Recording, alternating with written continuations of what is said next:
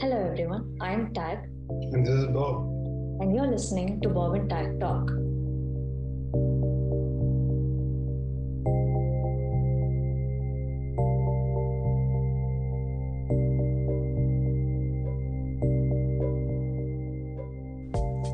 Before we start the show, I'd like to point out that the topics discussed on Bob and Tag Talk are for informational purposes only. So please do not take this as investment advice.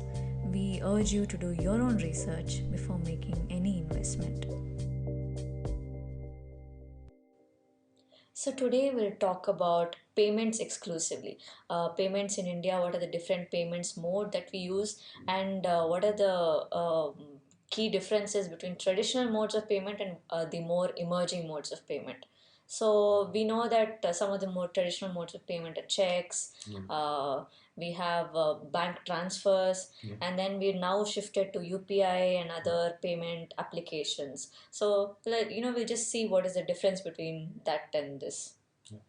So the traditional payments in banking initially it was always used to be through money orders. Then from money orders we generally changed to demand drafts and checks. And then when the core banking system was established with all the banks, and all the banks came to a common network. So the account numbers, we all have common 16-digit to 18-digit account numbers. Right. And then when the core banking system was established, companies like Infosys, TCS worked on all banking products. And then all the banks came into one single online network. And then the core banking system accounts were actually modified. Then all the settlements between banks used to be established through a automated online system. So once it became popular and it became standard, then we had really solutions like RTGS, real-time gross settlement, then NEFT, and then the recent evolutions of it is UPI. UPI has become really popular and really useful now, but this is the kind of the evolution of all the different payment systems. So you mentioned RTGS, NEFT. What is the difference between the both? I know that there's RTGS, NEFT, and IMPS. So what are the differences between all of those things? So RTGS is mainly for gross settlements. Basically, like generally the amount is more than 50 lakhs or 1 crore. Oh. Generally, we go for our RTGS, and it is more different kind of a system or a mechanism for banks to settle among themselves. Basically, it all comes into the picture only when you're transferring from one bank to another bank. Okay. Within the same bank, it doesn't matter. You don't need to do RTGS. The bank will sort out the transactions by themselves. But when it goes to different banks in different branches in different countries, not countries, sorry, different states, that's when all these settlement systems banks need to exchange money and keep their balance in check. So basically, the authentication is required whether the person who's making the transaction is verified and does he have the sufficient amount, and then is he paying to the right person. So all these authentication mechanisms is all done online these days. Okay, so that is RTGS, and along with a small explanation of what happens during the transaction process. What is NEFT and NEFT are just they are also now different protocols. The thing is the amount is different now, but nowadays due to a lot of changes in the timings and everything, usually initially it used to be RTGS on some days or some specific timings, and then on banking hours it used to be NEFT, and then immediate payment system at a time system or something. But now it's all 24 hours. All the systems have become 24 hours. So when we actually go for small amounts or something like that, it doesn't make any difference. So there's nowadays there is no real difference between NEFT. When it was established, there was a lot of difference. Now the differences are getting vanished. Okay. So what obviously we saw demand drafts, checks and all, we do that, and there's RTGS, NEFT, IMPS and all, and then slowly with a little bit more time we got into cards, debit cards, credit cards. Cards came first actually. Debit cards came first. Oh, okay. So when the core banking system was established, almost everyone with ATMs and debit cards were the most yeah, that makes popular. Sense, no? Yeah, okay. So we internationally the credit cards were always very popular, but in India it was not really popular because of the credit worthiness. So not everyone will get the good credit score. So credit cards were really difficult, and then the interest rates are very high. The usage is not that good, and it's really not. There's no big advantage as for credit cards. So debit cards were really popular. So basically, debit cards was introduced mainly to replace the bank transactions, bank withdrawals, directly going to a bank and withdraw money. So generally, we want to do it through ATM. So that's why the debit cards became really popular. And still, debit cards are really, really popular for international, I mean, not national shopping, at least in India. We use it for a lot of shopping and then internet transactions as well. Yeah. And some international debit cards are also there. We can use it to shop internationally, buy things. The internet e-commerce and everything is really based on debit cards, but now we are slowly moving away from debit cards to UPI. There's a unified payment interface. So that's more like a UPI and IMPS are really close in technology, but just UPI basically runs on IMPS in the background. UPI is just a mechanism for enabling payments through mobiles or mobile applications. Okay. Before we jump into UPI, so you mentioned there are international debit cards, etc., and there are also let's say different types of debit cards for a lack of a better word. There's things called rupee. There's what else? Mastercard and Visa are the most popular ones. So they are generally card authentication providers basically. Okay. They don't do anything else with the money. What they do is they authenticate the bank, they authenticate the payment provider, and then they authenticate the person who's using the card. Okay. So basically, they are the ones. Their systems are the ones connecting everything and recording the transaction and making sure it is settled internationally or nationally. So when it came to traditional banking, the way we used to do it was generally demand drafts. I used to pay college fees. Used to go to a bank, fill up a form, give your account information, and the demand draft is like you mentioned to whom the payment is to be made. That demand draft can be across states, it can be used across branches. So that was the initial use case. So generally, what you do is you get a demand draft for that particular person, and you mail them, or you give it to them, hand it over in person. And then the banks will charge a particular amount, like 1% or 0.5%, depending on the amount. Okay. If it is less than 5,000 rupees or 10,000 rupees, the amount will be very less. It will be 10 rupees or 20 rupees only. These are all manual transactions that used to happen in the banks. So you need to go to the bank, stand in the line. They will need to authenticate your account and to get they should print the demand drafts and give it to you. And then generally for all property payments also, generally they initially used to do demand drafts. And then we had, once CBES was established, core banking system was established, we got checks. So the banks used to have, each check used to have unique MICR code. So that used to be a faster way of doing these transactions. So if you have a HDFC bank and you have HDFC bank check, if you give that check to some other branch in some other city, they will accept it. Because of the unique MICR code and the unique banking account ID and then the unique HDFC IFSC code. All these codes were established to make these transactions faster. Right. So then checks really became popular. Demand draft usually went a little bit away. Okay. So checks used to become, and the cost of a check is also increased. So initially, because checks needs to have a lot of this unique pattern, and the unique numbers in the below and everything, and so so that was again checks also used to be, the cost was high even using checks. So they came up with other systems to how we can do it better. So then they went into online systems. Just there always used to be interbank transfers. I mean, actually, like SBI had different branches. SBI had State Bank of Mysore, State Bank of India, State Bank of Allahabad. So within SBI itself, if you need to transfer money, you eventually you need to make everything online and then you need to make it. Right, because it would have been a hassle. It would be a hassle. So SBI group, even though it's one group, the banks are individual and different. So the same problems came with when a lot of private banks came into practice. So how do you exchange money from one private bank to a public bank and things like that? So then they came up with this RTGS system. RTGS system is always there. So banks always had a settlement system, but it used to be manual. It used to run in the background. Then due to core banking solutions, it became online, and companies like Infosys and TCS really built all these software products. Okay. And so they have their own TCS has its product called BANCS. Okay. So that is most of the banks use that product, and the Infosys also has a product called Finacle. Finacle is also really popular. It's an international product. So these are really two banking products, and then so these facilitated the rise of online banking in India. Banking, yeah. So the recent ones, the recent payment protocols are the common thing that we generally use is NEFT and IMPS. So NEFT used to be a mode of transaction online transaction from your online net banking account and you transfer it to someone else's account. So, and it used to be like during banking hours, like 10 to 4 or something like that, initially when it was introduced. So if you want to do some emergency even after 4 o'clock, and or that it used to be really difficult. So only during banking hours that particular system used to work. Okay. And so they really thought of other ways to do kind of 24 hours 24 hours thing. So they came up with a new infrastructure called IMPS, Immediate Payment System. So this can be used 24 hours. So there was a lot of, again, systems has to be upgraded, system had to be changed, a lot of softwares had to be upgraded.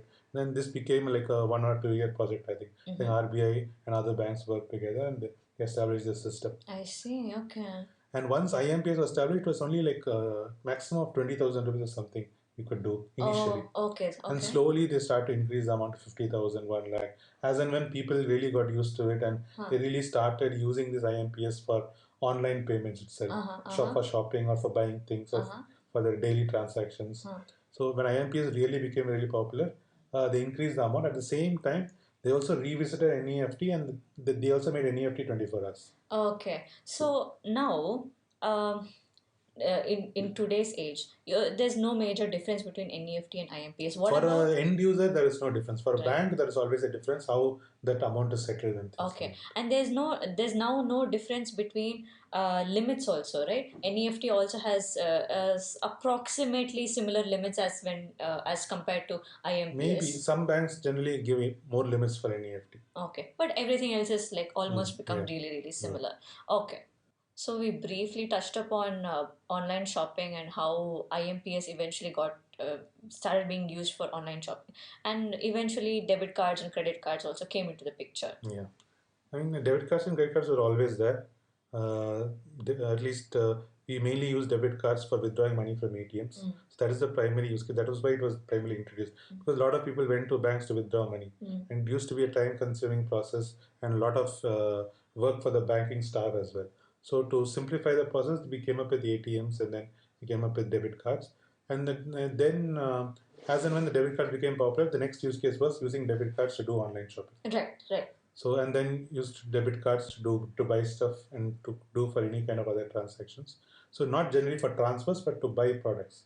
So how do you enable these debit cards for online transactions? So you need payment providers. Right. So you need a payment provider, like online payment provider, like it's a payment gateway. We call it a payment gateway that takes your debit card information, but it doesn't misuse it. It needs to store it securely, transmit to the bank, and then it has to convey to the bank that this person with this debit card wants to send this money to this account to some other person. So these kind of systems need to be established. So we have a lot of payment gateways in India, like BillDesk, CC Avenue, and then a lot of new payment providers like PayU. Yeah, we'd have seen a lot of them when we were making transactions. So when you want to use your debit card, generally you go through these payment gateways to do it. Yeah. And same thing for credit cards as well. The credit card usage in India is really low because our per capita GDP, our per capita income is really low, and then people are not credit worthy. They don't have really good credit scores. So credit cards are only given for really high earning people. So generally, credit card is not really very popular. Debit card became really popular, but the payment gateway is a system to authenticate the card and then to make sure the payment is handled and then the information is transmitted to banks. So BillDesk, PayU, all of that, are they companies? They are private companies, yes. So how do they make money out of all of these things? They get a commission on each payment.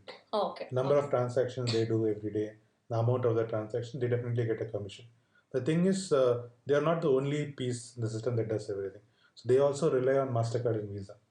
Okay, authentication. So what they do is they enable the payment flow, but the authentication of the card users data, card issuers data, and then the banking data and everything. So it all goes through MasterCard, Visa, and RuPay. Right. Okay. RuPay It makes is the sense Indian version. because if there's already something that does the authentication, and if you just generate the flow from one person to another person, you can rely on the authentication to do a little bit of the work for you also. So and then there were a lot of RBI rules that changed in the past few years, maybe 5 years ago. So initially what used to happen was, as and when a lot of people started using debit card, there used to be a lot of frauds. Right. And then misuse of card information. So there already is a standard payment card industry regulations. So we call it PCI certification. So all the payment gateways are supposed to go through this PCI certification. Basically, if you want to deal with this business of storing card data, you have to encrypt and store it, encrypt at rest, encrypt at transmission, and it should not be, it should be really secure. Right. The people who are in the payment companies or working in the companies, they have to go through a lot of stringent process of verification and so on. Right. Because right. this kind of data can be misused. Okay. Okay. So this kind of industry was always there in the US. We also followed the same regulations and process in India as well. So it just made sure that the flow of payments were more secure in the companies that do business, gateways and other things, the middle builders, PayU and all of that. They need to be really, really good at handling security. Right. Okay. And the next stage of evolution in these payment systems was the unified payment interface. So next thing was RBI came up with this new infrastructure. I think Raghuram Rajan was the governor at RBI at the time who started this research and evolution into UPI. Okay. So IMPS was already established. It was really good. It was a good system. Yeah. So what they came up with was a mobile payment system, basically that people can just transmit money, and send in money. It's peer-to-peer basically. Okay. So the concept of peer-to-peer transaction was always there in US in the form of PayPal and other systems. But in India, it was never really popular. So this was a way to authenticate and do transactions through a mobile system, and then for easier way to for merchants to get money from customers. Right. So initially, the merchants used to get either card systems. Right. So if you are starting a new store and if you want to accept cards, so you need to open a current account with the bank. You need to get that payment card swipe system. And then you need to pay a little bit of deposit for that. Yeah. The banks will give that system. Yeah. And you swipe the card. Generally, the card information in that magnetic strip is read, and then it is transmitted to telephone lines, and then the payment is processed. Then there was a little bit of change there as well. We moved away from stripe-based cards because of a lot of fraud, and we moved to chip-based systems like SIM cards. Right. So those stages of evolution was there. Yeah. But still, there was a little bit of complicated process for the business of merchants. It was a little bit of expensive to do this as well. So they wanted to simplify it a little bit more. That was the next stage was UPI. So you don't need any kind of a machine or a system to process. All you need is a mobile phone account. And an ID, some sort of an ID. Some sort of a unique ID, and then basically without sharing your bank account number, how do you transmit money from each other? Right. So what they did was you create a unique ID. You map that unique ID to your bank account. Right. And then generally, how do you do it? UPI, when you register it, you have to give your debit card number and PIN and everything and register your UPI ID. And after that, you can transmit to anyone. You just need to give a unique name or things like that. And now there are so many different apps to make such UPI payments. So UPI is a public protocol. So anyone can develop apps and register with RBI, and then they can develop apps for it. So initially, it was Beam UPI was the infrastructure. That was the app. Right. So that was just one of the apps. So they also allowed private players to create their own apps. So every bank have their UPI app. HDFC has its UPI app. Kotak will have its UPI app. SBI will have its UPI app. Correct. We can use the net banking system itself to use these particular UPI. apps. Yeah. But actually, there's a story behind this net banking mobile applications as well. Okay. If you remember 5 to 10 years ago, there was not a proliferation of Android phones. Yeah. We used to have Nokia Symbian systems. Yeah. So the Symbian OS also had a banking app. Okay. So there are some companies, some banks developing apps mainly for this. And there used to be a system for SMS banking as well.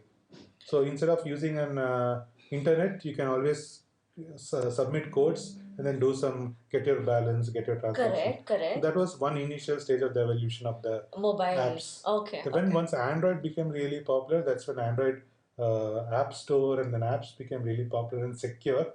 That is when these UPI also it all came together at one point of time. Once UPI was established, I think the initial ones, Paytm was really one popular one, and Phone Pay was really popular. Google Pay was not so popular initially. But now the market is completely dominated by Google Pay. Yes, yes. I remember there was a time when people would just send money to each other through And Google Pay just to cashbacks. get the cashbacks. Yeah, offers, cashbacks. Yeah. and I think discounts. that's basically how Google Pay sort of dominated the market. But yeah, you're right that it was Paytm, and then what was the other one that you mentioned? Phone Pay. Phone Pay, yeah. There are a lot of other providers as well. I think even now Phone Pay is still a huge dominator. It has a lot of. It's still competing It has a lot. market. Yeah, it has at a least in large India. market. Yeah, Yes. yeah. So the adoption of UPI really got accelerated when we went through the demonetization. Right. So when we had to went back, all the cash of 1,500 was not in use anymore, and we had to give it to the banks. So all the people with credit cards and debit cards did not have any problem. They were used to able to buy through apps and internet banking. Yeah, they got so used to it. Yeah. But everyone who had an issue with who did not have the traditional cards and things like that, they were really stuck. So one of the main options was if they had a mobile phone, they could quickly onboard through Paytm or any other UPI payment app. They immediately start connecting their bank account and start doing transfers. So it really solved the problem for the business, at least small businesses. Even then, eventually, even the coconut vendors, small vendors, flower vendors, everyone moved to this QR code based. Actually, yeah.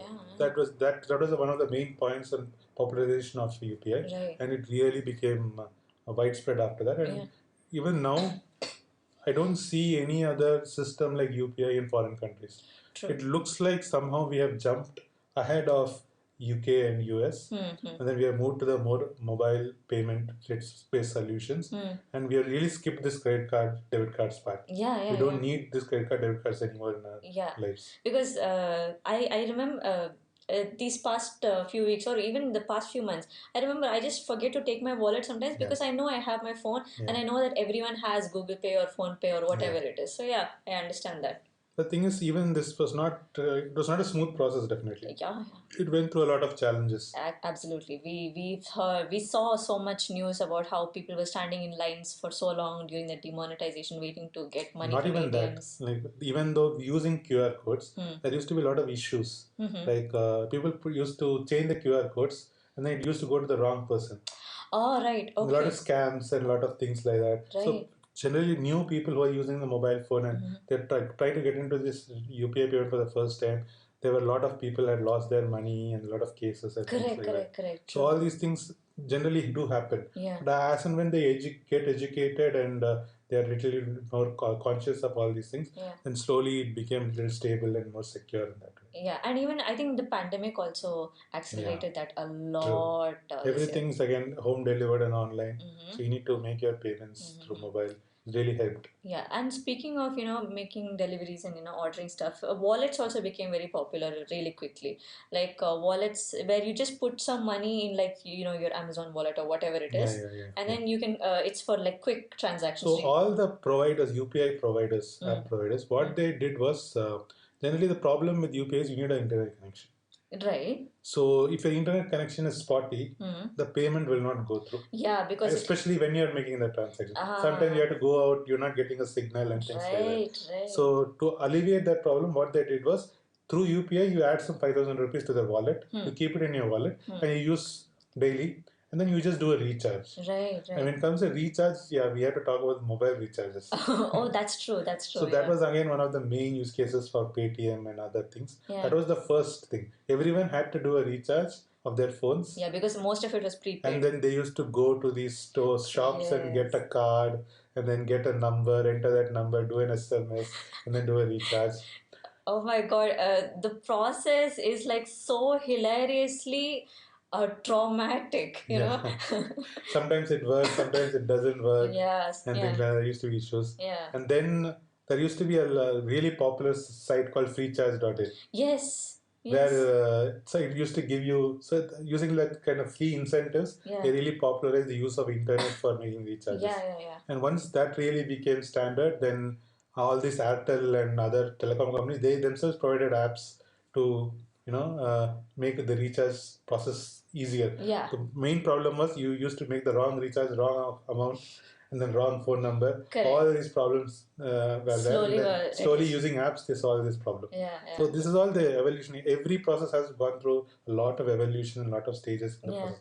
When it comes to UPI, banking, even mobile payments and Yeah, everything. So yeah. everything came into together and into a streamlined process in the last, I think, 4 or 5 years. And it's like it's very interesting to see it because it happened for us. We barely noticed it maybe because it's all been happening in the background. But when you like collect it all and see it from retrospection view, you can see that oh, all of this has happened in such a short span of time. Yeah. Yeah. And I also remember when we used to pay electricity bills, phone bills, we used to go to BSNL or we used to go to electricity board, stand in line, do the payment. You need to have exact change and things like that. So then when I remember in Bangalore when Bescom came online, so you can make online payments for electricity and everything like that. And BillDesk also was one of the main sites which provided all these solutions in one single platform. Electricity, all the state electricity, and then like gas payments, and then mobile recharges. Basically, whatever you can think of for your household. Yeah, so BillDesk was really popular. So how they generally started was they had these kiosks or some shops where you can go to that particular place, BillDesk, you can submit all your bills, and then they'll do all the payments, and you can pay them cash. That's how it was started. And then even every state government also had their own, at least in Karnataka, we know of Bangalore one. Bangalore one was a service where all state government payments, anything electricity, gas, anything related to the government, you could do one single place, you can go and do the payment. Right. So and eventually everything became, so these online systems were established, but it was not really, everyone did not have access to computers and mobiles. They used to go to these kiosks. But as and when people really got really good mobile phones, really good network, and when we moved to 3G, then everything really became so much easier. Yeah. So telecom and everything, banking, everything came together and really made it a little bit more smoother. True. And there is one more stage of evolution which really helped to all these payment and payment gateways was and internet banking was the unique ID project. Okay. So the unique ID, giving a unique ID for every citizen and enabling that to make payments using Aadhaar was really good because the onboarding system in banks really became really smooth. Initially, if you want to open a bank account, you need to be referred, or you need to go to the branch and then submit some documents, and then you need to authenticate with your address proof, ID proof. And then sometimes if you live in a rented place, you need to have your rental agreement or electricity bill. Sometimes the name and the address doesn't match. And all these problems are there. So the banking system and also the telecom providers immediately used Aadhaar. Jio was one of the first companies to use Aadhaar in a big way. So for all getting new Jio SIMs, when really 4G got launched, everyone used their Aadhaar card to get the 4G SIM. True, no? Yeah, true. So that was the smoothest onboarding process that anyone had really experienced at that point of time. And I remember the time when everyone I knew bought the new Jio SIMs because it was like cheap and you could free really 4G, you can get it free really data. quickly. Yeah. So all these free things generally it creates a boom, and then everyone comes to it, and then slowly they improve the process, improve the systems, and then it becomes like commonplace. Aadhaar is so common these days. We do it. We provide Aadhaar for a lot of other authentication processes, and then even the government started using linking of Aadhaar card in the bank one and directly giving the remittances directly to some segment of people for their benefits, like for benefits for kids, benefits for subsidies for gas, and all those things also came through Aadhaar. Right. And I think Aadhaar is now linked with so many other things also, like for taxation purposes. PAN card and Aadhaar are being linked. So all these systems, we have different systems with their own unique ideas, their own different processes. So we are trying to link everything together. And just like how core banking solved the bank's problem, we're using Aadhaar to link all the different databases and different systems. Yeah. So obviously Aadhaar has helped with opening a lot of new bank accounts because linking it is easy and making transactions is much more easier when you got it linked with your Aadhaar. And one of the one issue that I particularly faced, not particularly with opening a bank account, but rather with withdrawing something, was that name mismatch. Yeah. Because we've had bank accounts for a really long time, and at that time, honestly, Yeah. I did not personally care about if my name was spelled correctly or if it had the right surname or Yeah. anything. So I think a lot of issues that people now are facing are with migration, Yeah. where the name or the date of birth or something else is not right, and they'll have to change every single authentication ID that they have to make sure that everything Mainly is the proper. PAN card. Yeah. And then any other unique ID in the Whatever you use frequently. Yeah. Yeah, and especially if it's for the taxation purposes, I think the name is like really really important. So that's probably one of the issues that exists right now. Apart from that, I don't see any other major issues with the Aadhaar right now, because it has really helped us a lot with most things. Yeah. So I know that right, even now for mobile banking applications, mobile investment applications, we use Aadhaar to link it to our bank account, and then withdraw funds from there for stocks and mutual funds and all. So, no, Aadhaar is just simplifying the onboarding process. Onboarding, It has correct. nothing to do with your banks or mutual funds and stocks, nothing like that. Right, yeah, It's I just your misspoke. authentication. And the thing was, when actually Aadhaar was linked to the banking, so first, again, one more step in the evolution was digital banking. So instead of opening an account with the bank, then you have a checkbook, you have your any passbook and things like that, you could just open a mobile account. So post office also has a digital bank account, and Kotak also came up with this 811 account. So all you need to do is download the app, enter your Aadhaar card. It will automatically use an Aadhaar card, fetch the right information. Then you automatically fill up a form, and then you already your account is open. You have a virtual debit card. Okay. There is no physical card also. Only if you really want it, you'll get if you can opt for it. Otherwise, you have a virtual debit card, but it's 16-digit number, an expiry date, and CVV. You can only use it for online transactions, online payments, and use UPI for mobile payments. Right. So that was the basic digital account. So this basic digital account is provided by Kotak and Post Office India Post accounts is something that I have used. Right. But all these banks also now provide this digital, like IndusInd Bank and so many other banks are there. Right. Canara Bank also has some digital account that we can use. So now this really again became popular because of Aadhaar. Because all this everything can be done on the mobile, and maybe only if you want to increase your limit. There's a default limit for these digital accounts. You can use it for maximum of 1 year or 2 year, with the limit of maximum of 20,000 rupees or 10,000 rupees, something like that, depending on the banks. If you want to increase it to like 2 lakhs or something like that, then that is when you need to get a visit from the banking professional who will come and verify your physical card. He'll take photographs of your Aadhaar card, photograph of you, and he'll ask you to sign some documents. That is only required when you really want to do large transactions. So that is full-fledged banking. And then there was also another different business case that what you mentioned is mutual funds and stocks. So mutual funds started becoming popular at the same point of time. And the way used to, initially stocks, people always used to buy and sell stocks. So the process was like, you need to go to two providers called NSDL or CSDL. Right. Then you need to open a demat account with them. And then using those demat accounts, you can actually start trading stocks and start buying mutual funds. Mutual funds, you can actually do it with your traditional bank account also. So if you go to HDFC bank account and then open your one single 3-in-1 account or 4-in-1 account, which gives you mutual fund, credit card, savings, and everything together.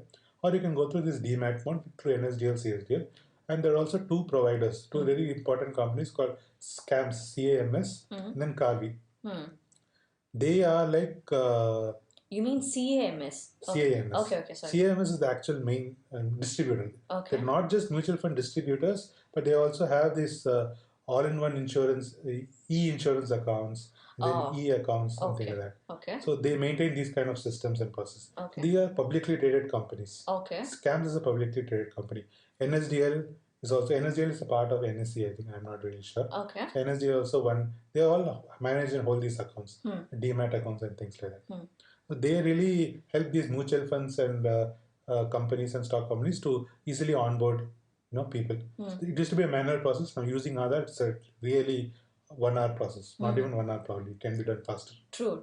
I think you just have to wait for the verification to be done. I Yeah. think once you upload all the details, they'll just probably take some time to verify it. And it's the same platform now has been really well used by all these new stock applications like Upstocks, Grow, and then Zerodha. Everything is now really is running on UPI as an infrastructure, and then Aadhaar as one of the authentication things, and then all these new age platforms have been created. Now, this is going to be like one of the new feature, and as of now in our country, only 3 to 5% of the people invest in mutual funds and stocks. So this will continue to grow as and when people get more income.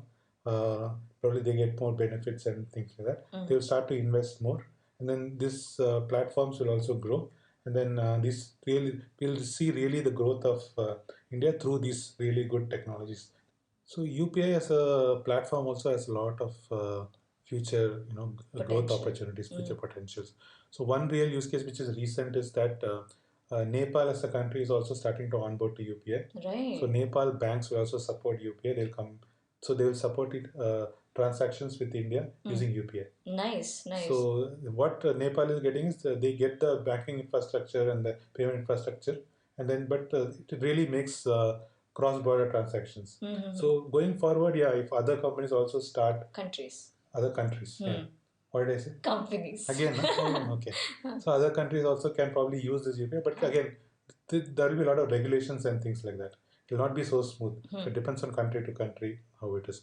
But the companies themselves can also use UPI. So just like how Google Pay really came into India, and then Google Payments was always there using Play Store. Right. So whenever you want to buy something in Google Play Store, App Store, and then you need to register your card. So Google Pay systems are already there, payment systems are there, but Apple was really leading, at least in the US and other countries. There are a lot of other technologies in foreign countries, like other companies like Venmo, Stripe. Stripe is a payment gateway. Venmo was again like a wallet and things like that. There are a lot of other finance and fintech companies are there in the market in US and EU. But the thing was, Google Pay, when it launched in India, they really onboarded to UPI. They immediately onboarded to UPI. And actually, do you remember the name of Google Pay before? Tez, no? Tez, yeah. So it was basically a fast payment system for UPI, and then they made it as Google Pay. Google Pay is one of the standards in our country. It's really established and really strong. But Google is a foreign company. It's a foreign company that is using our technology to really deliver great service. And UPI is like one of the technologies that is not even there in other countries. It is just starting. Only private companies are doing it. Government services are not using anything like that. Right. So even now in US, credit cards are maximum. In US and Norway, countries like really developed countries, and even in Japan probably, I think credit cards are the norm. There is no concept of debit cards there. Very rare cases, I suppose. And then we have these new fintech companies, new wallets and things like that. Banks themselves are coming up with their own products. But there is nothing like a single unified payment thing for the whole country. So there are a lot of positive use cases for UPI, and we'll see a lot of more things, new innovations like that. Yeah, and it'll be great when more and more countries adapt this. I don't know about countries because countries have different regulations. True. The banking system already has some established practices like Swift banking. Well, not exactly UPI, but rather the technology to promote more cross-border transactions, promote easier cross-border transactions. PayPal was one of the first solution providers who tried to make it easier for international transactions. But then MasterCard, Visa already came with international verification and card providers. So that little bit solved the problem. But really, we don't have really mobile peer-to-peer transfer. Between at least when it comes to the banking system. But cryptocurrencies are really taking over in that way. At least in the peer-to-peer way. So probably we'll see what happens in the next few years. Yeah. And I think that's a good spot to end it there today. Thank you for listening to Bob and Tag Talk. Please consider following us on our Instagram and Facebook pages for weekly summaries and illustrations of the topics discussed on the podcast. If you found this episode informative, please like, share, and subscribe.